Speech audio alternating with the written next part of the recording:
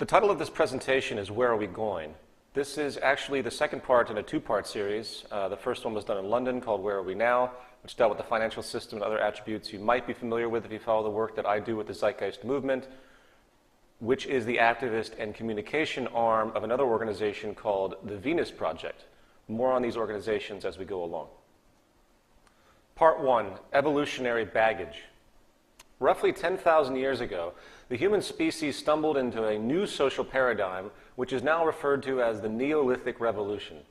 During this time, it appears we began a transition from predominantly egalitarian societies consisting of hunters and gatherers to an agricultural revolution where deliberate cultivation of food replaced the more passive finding of food sources, hence allowing for much more control over production. At the same time, there also seems to be a major push in the advancement of what we call technology today. Stone tools were advancing, which eventually set the trend for the Bronze Age, which used the forging of more malleable copper, and then the Iron Age, which enabled more strength, so on and so forth. I think we know all these patterns. Since this period, we can look back and recognize a constantly increasing rate of technological development.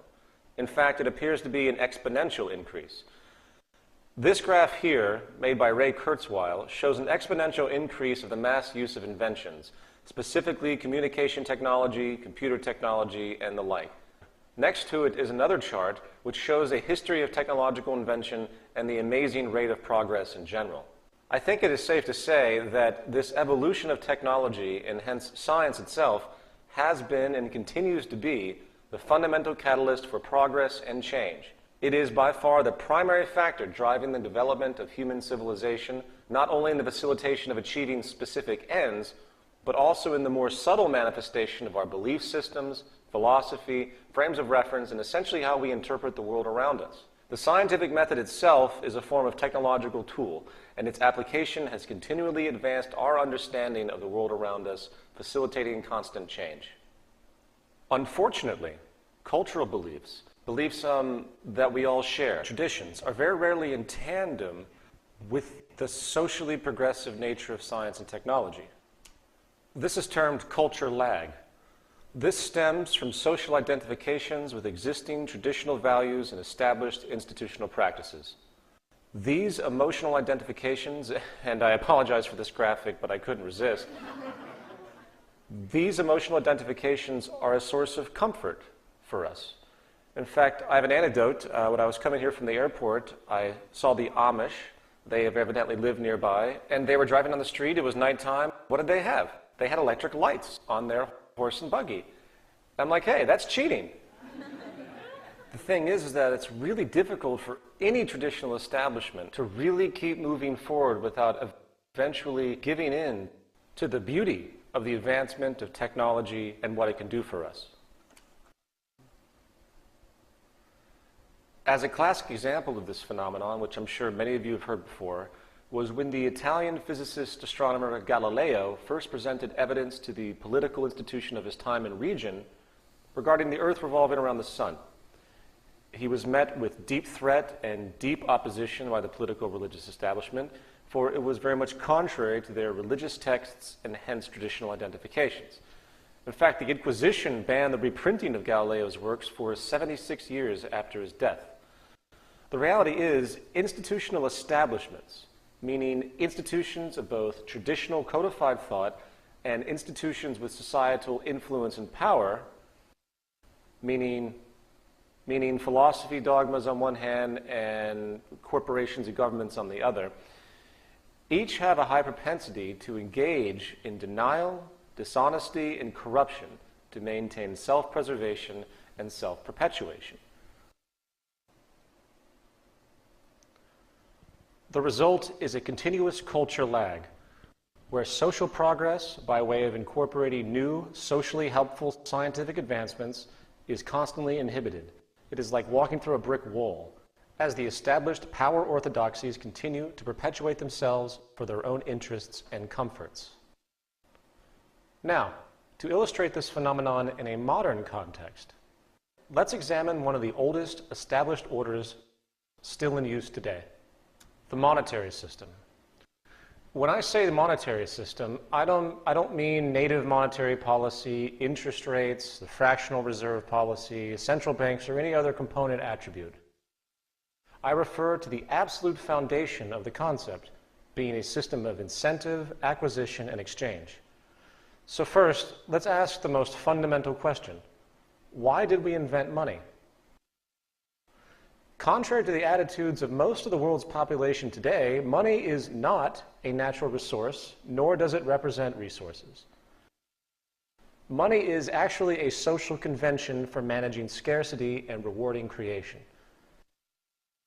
If a person grows a food product on a plot of land, that product is given a value, 1, based on how scarce the product is in the region, hence the level of demand versus supply, and 2, along with the amount of labor and time spent to produce that product. Generally speaking, if a product is rare in the society, then its value is raised.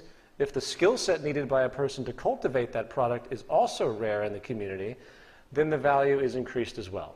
This is the basic theory of value, which you'll hear in Economics 101. As innocuous as this may seem on the surface, let's now consider some of the unspoken negative retroactions of this system, namely the profit mechanism and its relationship to establishment preservation. Very simply, problems and scarcity equals profit. Socially negative attributes of society become positively rewarded ventures for industry. The more problems and scarcity there is, the more money that can be made off of attempts at solutions. The more efficiency created in society, the less opportunities for monetary acquisition. Think about this. In other words, and this might sound rather pessimistic and abrupt, but there is very little intrinsic reward and hence motivation to solve any currently profitable problem in existence. The very nature of monetary reinforcement condones the perpetuation of problems. For example, energy is the cornerstone of our society. You would think that scarce and depleted oil supplies, which is a common speculation at this point in time, peak oil, would be a dire concern given our current social dependence, posing nothing but negative connotations. No, not in the short term. There is nothing the oil companies want more than consistent scarcity. The 2007-2008 speculative bubble in oil, which shut down schools, school buses, and caused immense hardship for the lower classes for both home heating and transportation, is a classic example.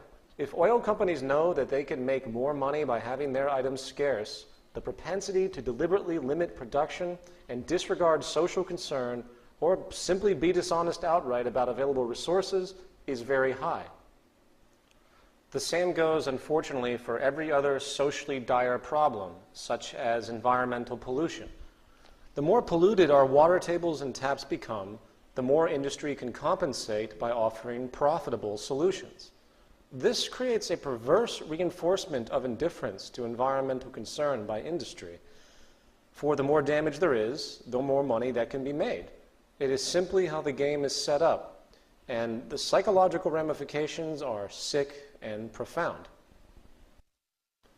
Let's consider the medical industry, which should be one of the most altruistic and progressive institutions we have, as our quality of life often depends on it. However, we need to realize the simple reality that the medical establishment, with its millions of employees, thrives off of the sickness of the population. The more problems solved in the realm of disease, the less money that can be generated. For example, the cancer industry. This is a massive, multi-billion-dollar a year industry, a trillion-dollar industry, with a very large number of people in employment. Suppose for a moment, hypothetically, that a cure for all cancers was somehow achieved, and the method of treatment was simple and easy. In other words, there was no longer a way to make all of this money off of the illness by the medical establishment. Do you realize what would happen to the economy, to the medical institutions, if that particular problem was actually given a viable solution? And when you realize that, do you really think that the intent is to cure this illness? It's something to think about. And it would also lay off tens of thousands of people. I mean, keep in mind, it's an establishment.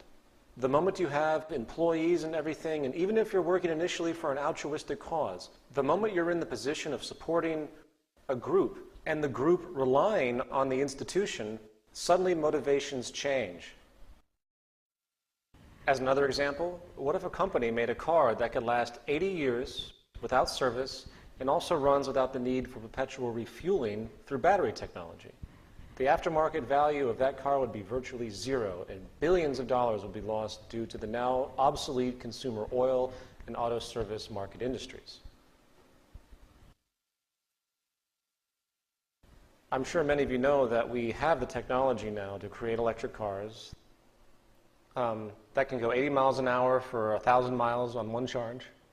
You might also know, as a case in point, that the White House during the Bush administration, which was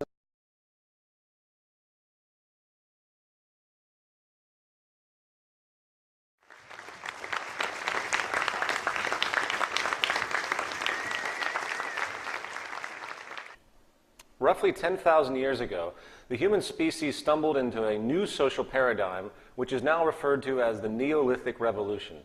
During this time, it appears we began a transition from predominantly egalitarian societies consisting of hunters and gatherers to an agricultural revolution where deliberate cultivation of food replaced the more passive finding of food sources, hence allowing for much more control over production.